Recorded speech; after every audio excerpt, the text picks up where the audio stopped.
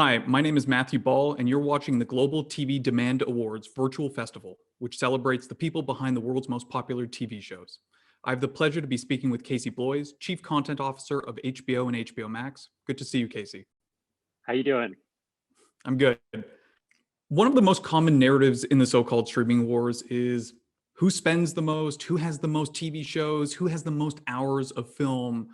And what I love about Parrot Analytics is it gives us a view into how popular those shows are, how loved those shows are, how excited we are to share them with our friends and family. And one of the things that Parrot Analytics shows is that HBO made fewer than 9% of all shows in the United States last year, but it had nearly 20% of outstanding or better shows. It had 20% of excellent or better shows, Parrot's top ranking for in-demand shows. No one else in the market had a better pound for pound performance last year. And yet HBO has been doing this in broadcast, in the heydays of peak TV and cable. It's now doing it in the streaming wars. How do you do that? And what's the process or magic behind that success? Well, what's interesting is, having the HBO brand. I know if you think about it, I know it's very important for subscribers and viewers. It means something to people, but it's also very meaningful to the people who work at HBO. And so it actually gives us all a North Star, something to shoot for. And I think that's very helpful. And I'm not just talking about the development and programming folks. I'm talking about in programming, in production and business affairs and publicity.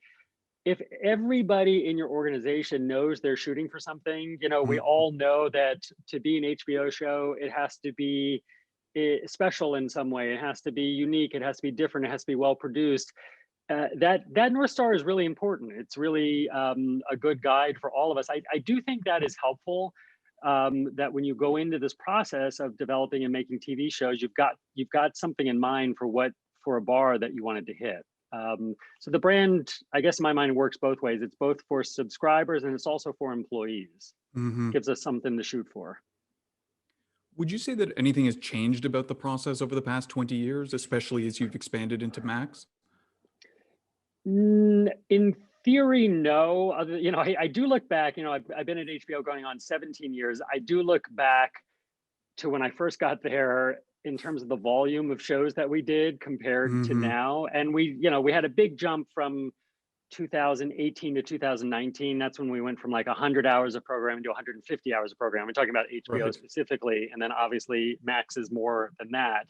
But for HBO, it's the same people in creative positions. We've all worked together for over 15 years. And so it's the same people doing that. And one of the things I'd like to do in coming into Max is not all shows are going to be at the level of HBO in terms of cinematic scope. And that's okay. That's not the job of HBO Max. But what I would like is for everybody who works on a show at HBO or HBO Max, whether it's a reality show, whether it's a huge tentpole drama, whatever it is, I'd like it to feel the same in that people feel like they're very well taken care of and supported in all aspects of the business, in development, in production, anything that touches the show and the creators behind it. So that's my goal, is to make what we do at HBO, those processes, kind of go across both HBO and Max at large. So I would guess that the biggest difference has come from how much you actually know about who's watching it, how much they're watching it, when they're watching it, how many episodes they watch in a row.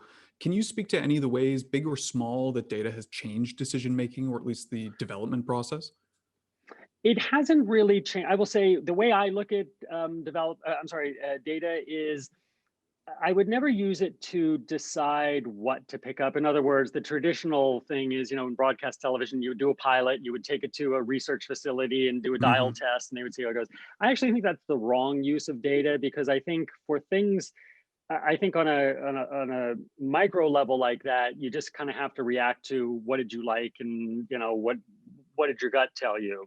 But for larger, when I think about the larger slate, on Max or HBO, I think data can be very helpful in terms of overall, who are you serving? The totality of the shows. If you look at everything like reality and movies and dramas and comedies, when you look at everything for a year, for example, who are you hitting? Who's watching? Hmm. Who's using it? Where are the opportunities? And do you have any programming that might hit that? So from a larger kind of planning perspective, and if you kind of a slate analysis, I guess I would say, Hmm. I think data can be very helpful in uh, just pointing out demographic information that maybe you're hitting too much of, not enough. So it's good to keep things in balance that way, I think. But I don't think it's a Got it. great guide for me anyway in terms of deciding whether to go into business with someone or whether to bet on a show. I think that's probably not the best use of it for us. So that's a great way to segue into one of my favorite stats from Paired Analytics this year, which is that Game of Thrones won the most in-demand TV show in the world for the second year in a row. That's out of 900 new series in the United States, 24,000 catalog shows that aired in the United States, and it's now a year after the series finished. Why do you think it's so timeless? You know what, I think with any sort of, I don't think it's too soon to call it a classic. I think it'll go down as a classic TV show. I think with any kind of classic quality is usually the number one Hmm. criteria. It happened to be a very well written, directed, acted, produced show. I do think that, it was HBO was kind of first to the party in terms of really taking cinematic scope and translating it to television. So if you believe in, this was the first show that did that, so it was kind of the most well known. Maybe there's Hmm. first mover advantage there. Just that it's well known as that. But I think it certainly did change the way people think about TV and what TV could be. So I think that those qualities will probably make it continue to be something that people refer to that's classic. So I think all of that is true, and but number one, it usually comes down to quality. Okay, so great question that brings a bunch of the prior questions together. We've talked about the stability of your processes, HBO as a hallmark rallying brand, about how classic HBO's Game of Thrones was that it's first to market, that it's the first to do something like this. It's the most in-demand show of the world. I believe it's won more Emmys than any other drama series combined. How do you do spin-offs of that? What's the right Yeah. tension between more of what Well, people loved and something that's well, distinct in itself? well, I'll let you know after we get one on the air. But I think number one, you have to go into it. Everybody has to go into it understanding that Game of Thrones was what it was. I don't think you can Mhm. go into this thinking that um, is if you just put on something with a Game of Thrones title on it, that everybody is going to come back to it and it's going to enter into the culture in the same way that the original one did. Mhm. You can't have, there are certain things you can't control. Right. Um, that said, I would always go back. I think you do. I know in the conversations we've had with Miguel and Ryan, when we're talking about it, you have to be aware of the original show, the qualities it had, but you also have to be aware of this is a new show. Mhm. It's not, it shouldn't be designed to do the same things. We're not just remaking the original show. And that is in the choice of the stories you're telling, how you're telling them. So I think it's a balance in terms of it should feel of the Game of Thrones world. And this is definitely part of the canon, the story of the Targaryen, the fall of the House Targaryen. Mhm. Um, but I think it's a balance of all those things. And like with anything, when you're developing a show or producing a show, you try to get it right. Everybody kind of thinks about it and does their best, but it's going to be a learning process. But I don't think you can let the original show be too much of a shadow. And as I said, you do have to realize, Miguel and Ryan have a vision for what they want the show to be that stands apart from whatever the original was. So you both honor the original and understand that you're doing something wholly new. Got it. So when we take a look at the prequel coming, there's Mhm. obviously going to be so much anticipatory hype. But at the same time, one of the things that Parrot has found is the pre-release demand for HBO's titles in particular are again bar none versus the competitors, and even titles like Euphoria and Undoing, which are largely unknown IP before they premiere, are Right. nevertheless some of the most anticipated titles. How do you think about cultivating such fandom just through trailers, just through casting, just through marketing? Well, that is the power, I think, of the HBO brand, and that's not something that I or anybody working at HBO takes for granted. You know, I think Hmm. it's a really big responsibility that if we're saying here's something that we think is an HBO show, it should, you know, you should have a certain reaction to it. You know, it should feel unique, it should feel special, it should feel well done, well directed, hopefully all of those things. But I do think that's something that brand, it means something to people. You can't take it for granted. You always have to work for it. I think that you have to continually evolve it. You mentioned Euphoria. The two shows I would point to are, you know, like Euphoria and Watchmen both feel like maybe a little bit pushed out from what a traditional HBO show would be. I think you have to continue to evolve the brand. Um, but ultimately, if HBO is putting a show out, we've earned Hmm. the trust from consumers to at least try something, and I never want to take advantage of that. So I think between that brand loyalty and good marketing, word of mouth, all of that together, hopefully gives you a good launch. Got it. So when we shift over towards the Max element, I think the company has spoken publicly about the idea that the HBO brand meant so much. And there was a really dedicated effort to try and understand how that can be transitioned into a broader appealing offering by going into the types of shows that wouldn't traditionally go on HBO Max, or HBO, but to your point, are very adjacent from a quality and an ambition perspective. Can you talk at all about how the expansion into Max, the addition of other complementary programming, has changed the HBO user base or changed their behaviors? That's all. What's interesting is that we're still learning a lot about that. So the way I look about it, the way I look at it with HBO Max, HBO is a programming service traditionally, distributed linearly through cable systems. And by the way, as you know, a lot of people still prefer to Hmm. get HBO that way, and that's great. But obviously, you've written a lot about the kind of decline of the cable bundle. So the way I think about this is HBO now is a brand within HBO. HBO Max is the way I look at the platform, and HBO is one of the brands within that, a very big and important brand for sure. Um, and that will remain as we talked about what we do at HBO in terms of the kinds of shows that we develop and how we produce them doesn't change, whether it's delivered on a cable system or delivered Hmm. in the Max platform, same thing. So then you think about what can we put around, if you think about it like your own cable bundle, what do we put around HBO that might increase subscribers engagement or interest, because remember HBO, think even on our best years, and we didn't top out over 34, 35 million subscribers. So there was obviously a ceiling to the Hmm. amount of people wanting to come to that. So when you think about how do we expand that, and you think about we've got, we're part of Warner Media, DC is a big part of that, right? The DC is a brand that nobody else has. So what can we do in terms of leaning into that for Max? We've got James Gunn just started shooting in Canada a Peacemaker series with John Cena, one of the characters from Suicide Squad. We've got a Green Lantern series in the works. We've got Gotham City PD with Matt Reeves producing in the works. So the idea is let's take some of this IP that is exclusive to us and really produce it at a level that hasn't been produced in television yet. CW did a really good job with a lot of these shows, and movies, of course, have always done a great job with DC. But could we do some more ambitious and cinematic DC material for Max? And that's the idea there. And there actually Hmm. is.